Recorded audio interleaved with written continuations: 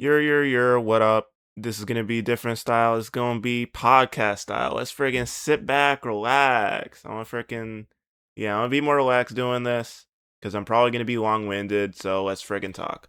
All W awards, nothing set in stone for me and my decision. This is gonna be me as if I would have had a vote or something. Actually, no, I'm not even gonna go through who I'm gonna vote for unless it's like uber obvious or I feel daring because maybe I do feel daring. Also, yeah, I got a haircut. Friggin'. Yeah, I got a haircut. I know, I look like a geek. I mean, I am a geek. I am a dork. But yeah. Also hopefully because this is podcast style, I'm going to do minimal editing, minimal cuts, so hopefully I don't have too many freaking what's it called? Oh yeah, off to a flying start. Don't have the words coming in my head. I'm amazing right now. So, just hopefully I don't have to nothing egregious happens and I don't freaking oh gosh, amazing start. Hopefully, I don't freaking just like something like that. Hopefully, that doesn't happen. All right. Starting out, rookie of the year. Yeah, it's Olivia Miles. Big surprise. Whoa, crazy, crazy. Who would have thunk? Olivia Miles, rookie of the year. Whoa, whoa, what a surprise. Except not really. I don't think I need to talk about that. I don't think I'll be spending much time on this one either. Janelle Salon, sixth player of the year, easy. Yeah, it's like, is that shocking to anyone? No, it's not. All right, MIP. This is where it actually gets interesting. Where there are actually, you think about it, there are probably a bunch of freaking candidates. I have a bunch written down, and there's probably some I'm forgetting about right now. First out, Caitlin Chen. Well, let me just run down all the candidates that I have written down, and there's, like I said, there's probably some I'm forgetting. Caitlin Chen, Marina Mabry, Jessica Shepard, Nia Coffey, Carla Late, Ray Burrell, Sarah Ashley Barker, and Alyssa Smith. Probably two of those names are not going to stand up to the test because Nia Coffey moved back to the bench. Salute. That was a great stint while Fee was out, but now minutes reduced.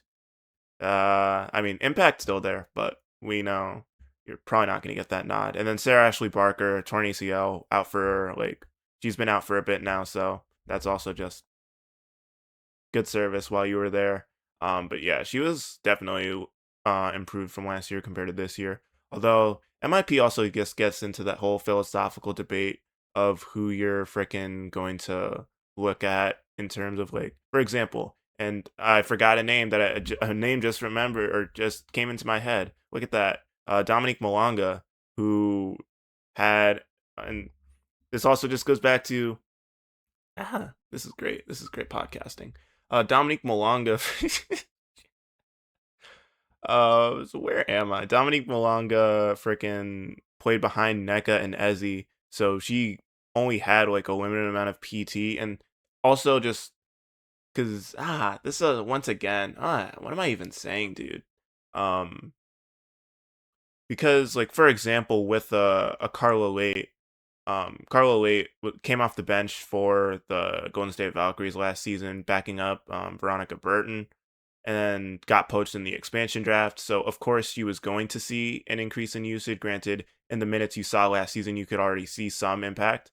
And then this year, she's just improved all the way pick and roll play, rim pressure stuff, decent jump shooting stuff. So, you already see, like, yeah, Carla Late, just really good player, even if some of that is increase in usage because of necessity. Some of that is increase in ability. So that's always just a difficult thing to parse.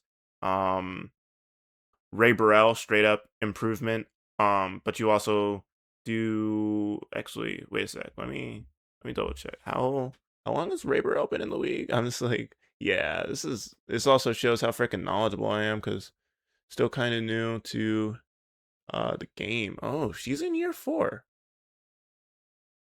Wow, that is a shows how prepared I am. That's a great freaking or wait, no, she's in year 5. That's a great freaking year 5 leap, man. That's a great year 5 leap. Increase in usage also, but just I mean raw points per game and other players also have just the raw PPG jump um along with the minutes increasing, but 7.5 points a game to 14.3 points a game. Field goal percentage increase, 3-point percentage increase on more volume as well, getting to the line a bit more, assisting a bit more.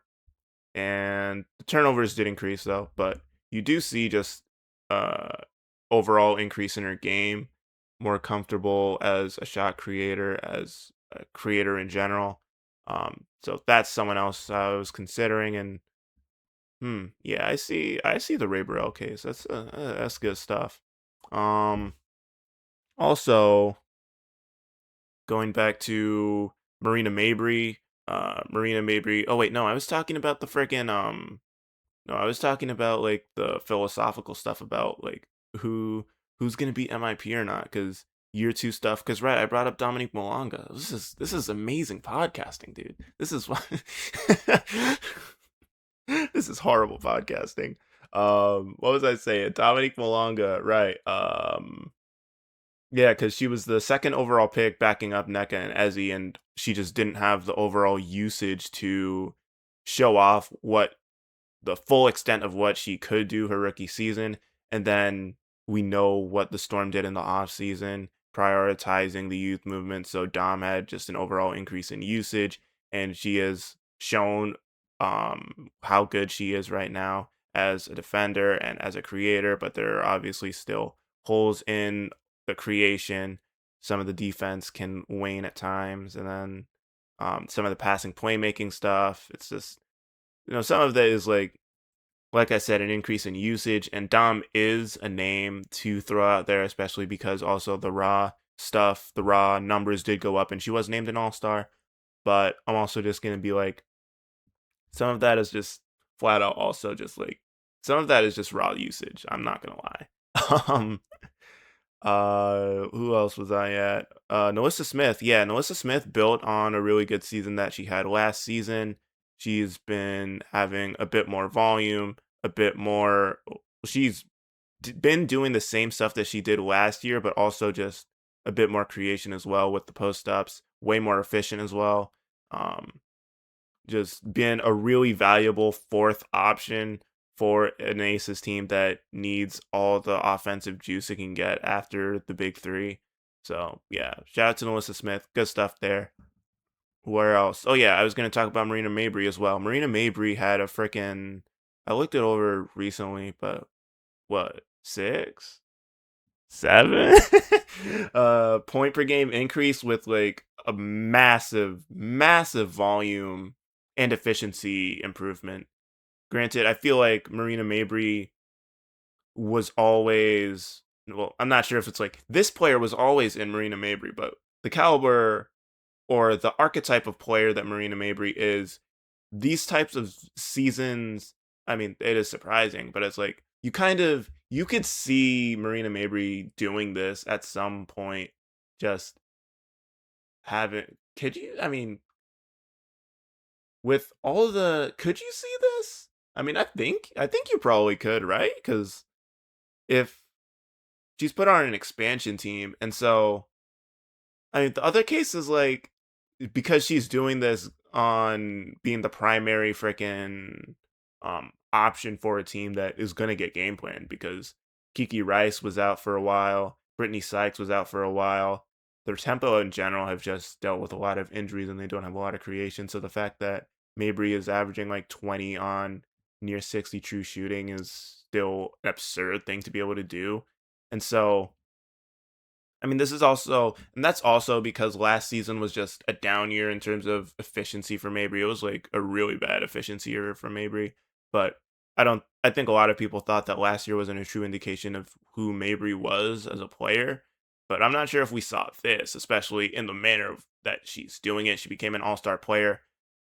But the other counter argument would be that, like, the caliber that yeah, this is great podcasting. Great stuff, man. This is elite analysis. That we knew Mabry could possibly do this at some point. I don't know.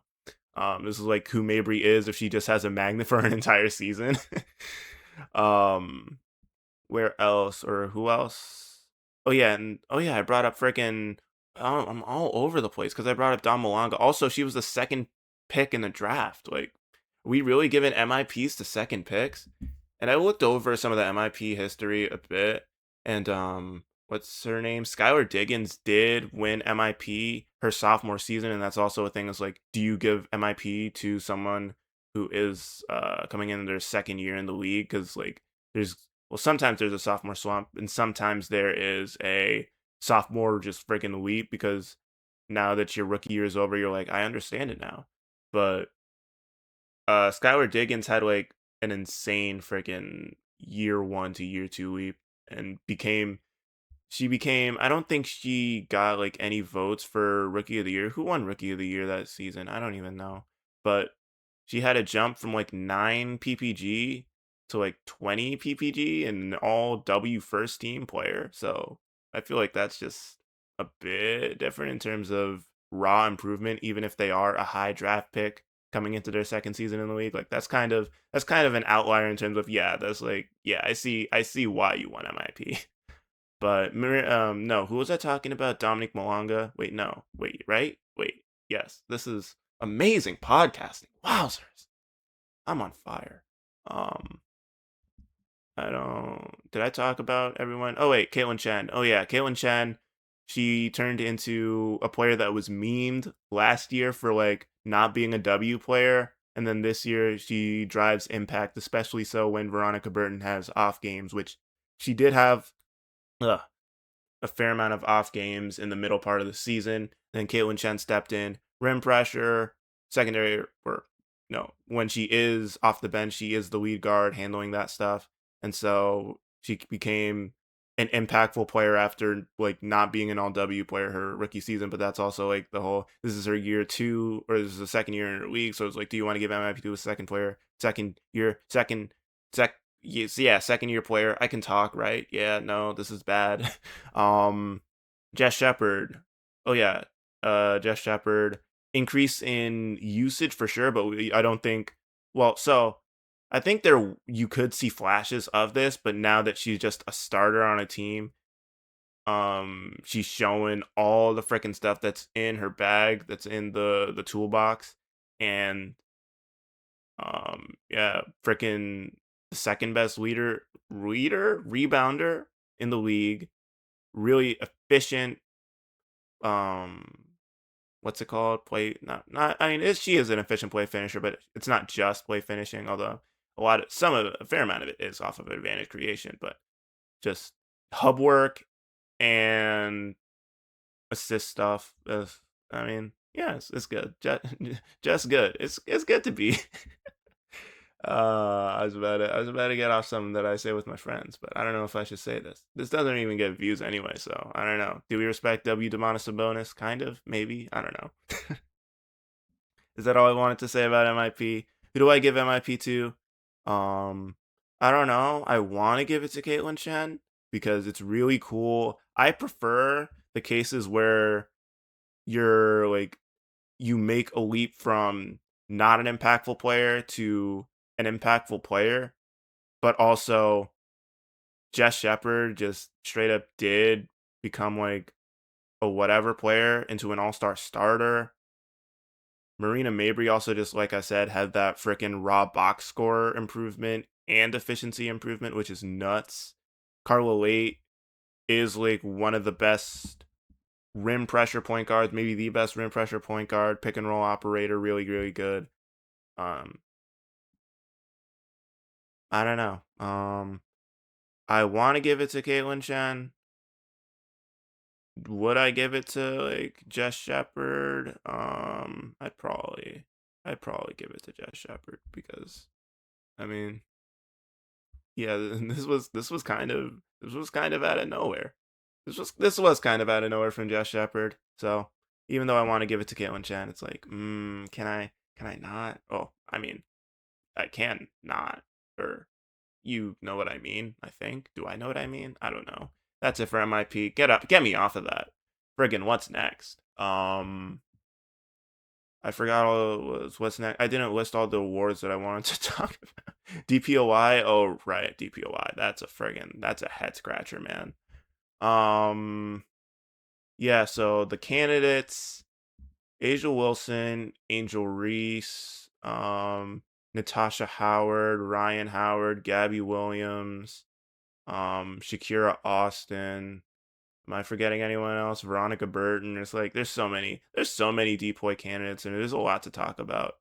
At a certain point in the season, I had Stewie as my DPOY, but unfortunately that that New York defense is just it's too bad. And it's like some of it, I mean, it's not really Stewie's fault, but just like man, that's so tough for her. And also some of the other defenders just have been really really great.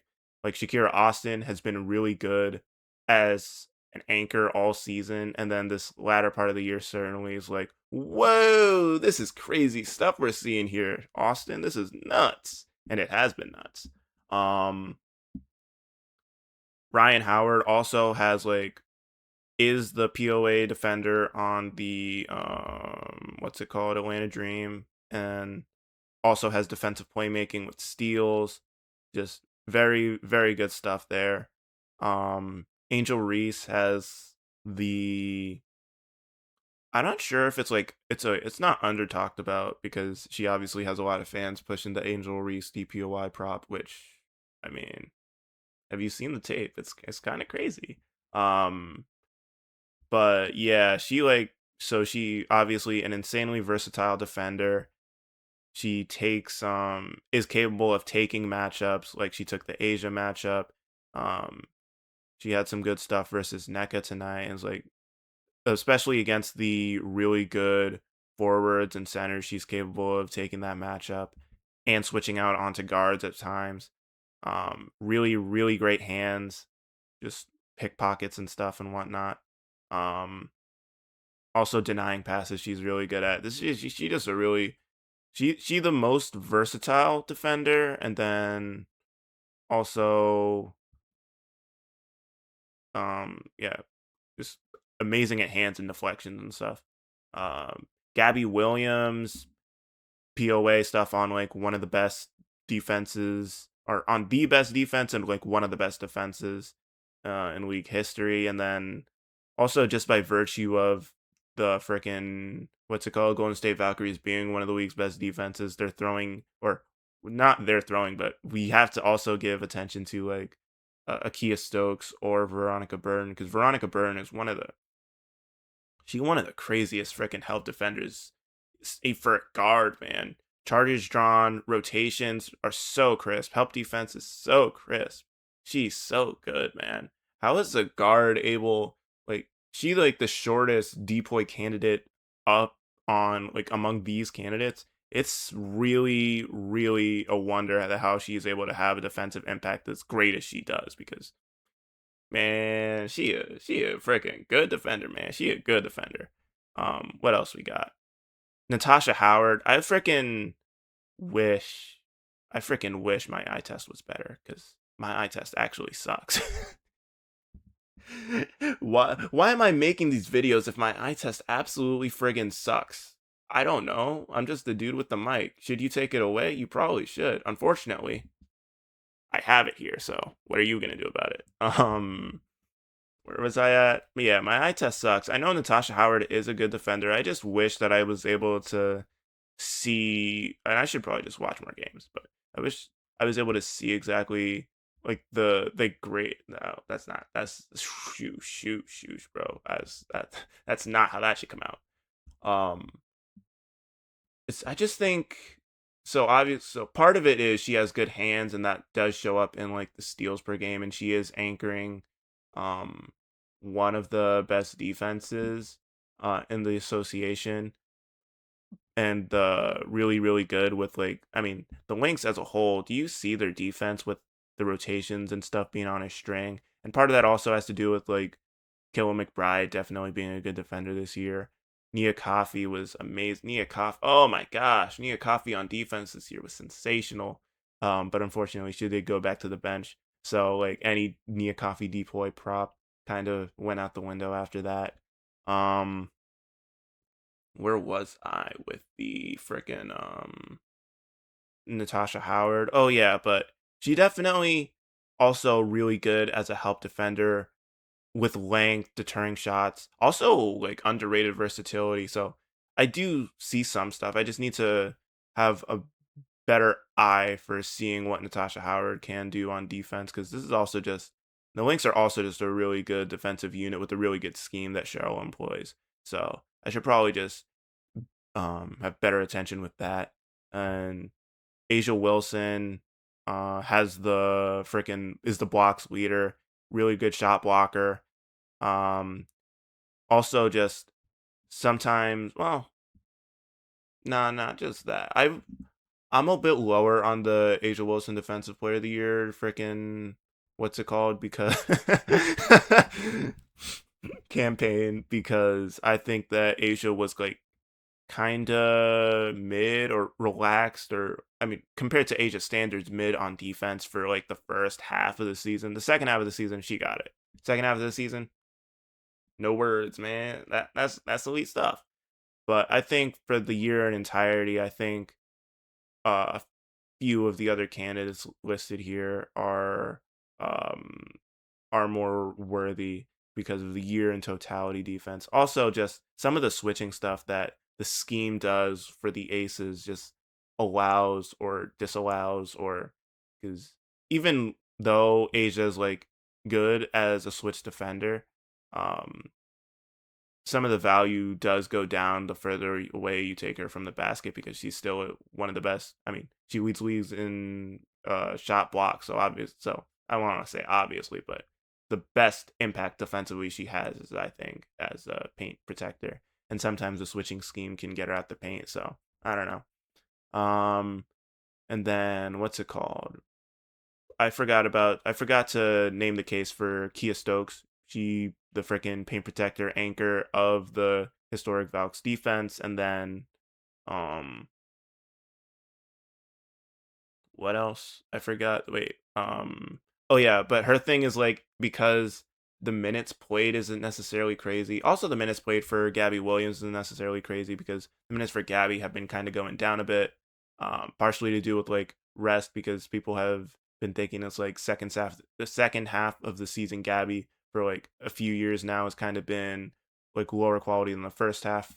And then she also getting ready for FIBA stuff, international play.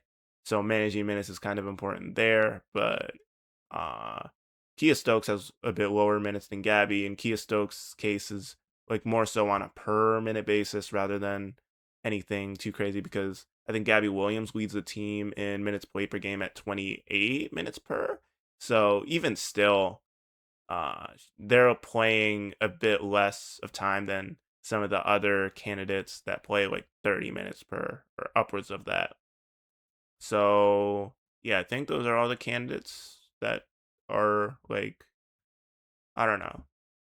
This is, I don't know, man. I don't know. What the heck? Um, who's next? Wait, what award is next? MVP? Nah, I don't want to talk about that. I'm good. Not right now. Is there anything else? Am I missing anything? Oh yeah, Coach of the Year. So it's really a two freaking person race. It's Natalie Nakase or Cheryl Reeve. Um, I understand both cases, and the Cheryl Reeve case is obviously because we didn't think the Lynx would hold up as well as they did without Feed. They were the freaking one seed for a while. Um, Part and also because of the offseason freaking losses, they lost Alana Smith, they lost Jessica Shepard, they lost Natisha Heidemann. So they lost like quality players, and they brought in Natasha Howard, and we weren't sure how good Natasha Howard was going to be this season, and little did we know Natasha Howard would bring it back to 2019. Wowzers. Um and then also just you could see the sick scheme stuff on defense. Like that is super visible. It's a great defense that they run. Um and then also what also helps is that Cheryl Reeve is just even if she never wins or doesn't necessarily win coach of the year, we know that she is like the best coach in the league or always she the best coach in the league or always has her name in that friggin' pile. And arguably the best W coach, so that also helps. And then the case for Nakase is so they brought in who Kia Stokes, they brought in Gabby Williams, improvement from Caitlin Shen as well. but they are the number two seeded team in the league. And I mean, the offseason edition, the Gabby Williams offseason edition was major, but it's not. We didn't expect the Valks to be like the eighth seed and then come into this season and be the two seed and own home court advantage for like all but one playoff matchup. And then it also, I mean, the improvement that um Caitlin Chen has obviously has to do with her as a player, and you do usually give some props to like the coach and coaching staff for developing talent. They have the sixth player of the year in Janelle Salon. The rotations are like fairly good. The wow, great podcasting. The what's it called? Defense. What? No, just the identity. That's it. The identity that they've built as a team, the culture that they've built. It's palpable. They don't have the greatest amount of offensive talent, so they freaking embraced and gone all into 3-point maxing, which is sick. Some people maybe don't like it. I think it's cool. We bring in the math problem over here, man. Deal with it. That's tough. And yeah, which one would I give my vote to? Did I give my Depoy vote? I didn't necessarily give my Depoy vote. Dice. Yeah, my Depoy vote is kind of Angel Reese. Anyway, back to Coach of the Year. Where was I? Wait, yes. Nakase or Reeves? Everyone says Reeves. The Nakase case is like crazy. Also, how many coaches have won Coach of the Year twice in a row? I don't know if that has happened. I don't should it happen? And once again, this also goes into I don't want to game the system, but people always say like Coach Reeves could win Coach of the Year like every year, and that's true. And Coach Reeves has had the award locked up for a while. I think it was that we didn't. Well, I shouldn't say wait. A fair or some portion of people didn't think that the Valks would hold on to the two seed or a top three seed as long as they did, and were maybe expecting a slide. So it's like, yeah, this is Reeves' award, but the Valks didn't slide. So it's like, what do you? What do we do? What do we do? Um, yeah, I could go either way. That's one where I'll be like, yeah, freaking, I won't tell you. Although I probably did make my feelings known. It's like Kase is a sick case, man. But Reeves is probably just the right pick. But I don't want to say it's like, but is it the right pick because I'm being swayed and I'm not actually freaking giving my opinion? And I'm easily swayed. I mean, yeah, I'm very easily swayed. So what do I do? I don't know. And then is MVP? Is that all that's left? Is that all I'm missing? I think I did Rookie of the Year, sixth player, MIP, DPOI, Coach of the Year. All right, MVP. We know the candidates. Yeah. Frickin' ah. Excuse me. Um. Yeah. I think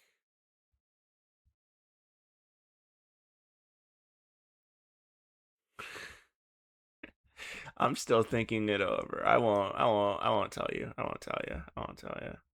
I'm still thinking. I can still be easily swayed. I'm gonna think about it some more and get back to you.